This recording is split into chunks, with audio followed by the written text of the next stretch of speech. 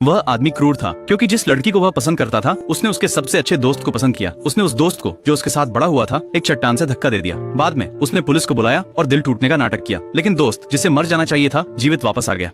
जब वह आदमी चट्टान के नीचे मर रहा था उसने उस प्रसिद्ध बर्फीली महिला को देखा जिसके बारे में कहा जाता था कि वह पुरुषों को खा जाती है। फिर भी उसने उसे नहीं खाया, इसके बजाय उसने एक बर्फ की झोपड़ी बनाई। आदमी भ्रमित था। बर्फीली महिला ने समझाया कि वह सुंदर दिखता है और इस तरह मरना उसके लिए अफसोस की बात होगी। उसने उसे गर्म रहने के लिए एक स्लीपिंग बैग दिया। जब उसे पता चला कि उसके पास पैसे हैं तो उसने आधे पैसे अपनी फीस के रूप में ले लिए। आदमी नहीं समझ पाया कि एक आत्मा को पैसे की जरूरत क्यों थी। उसने समझाया कि वह मानव भोजन की आदी हो गई थी, लेकिन वह चोरी या डकैती नहीं कर सकती थी। उसे बर्फीले पहाड़ पर इंतजार करना पड़ता था और लोगों को बचाकर पैसे कमाने पड़ते थे।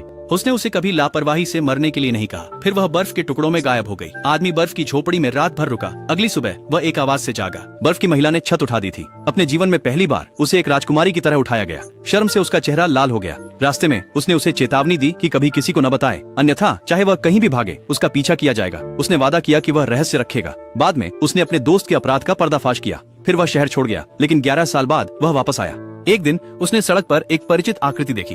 वह बर्फ की महिला थी। उसने आवाज नहीं लगाई।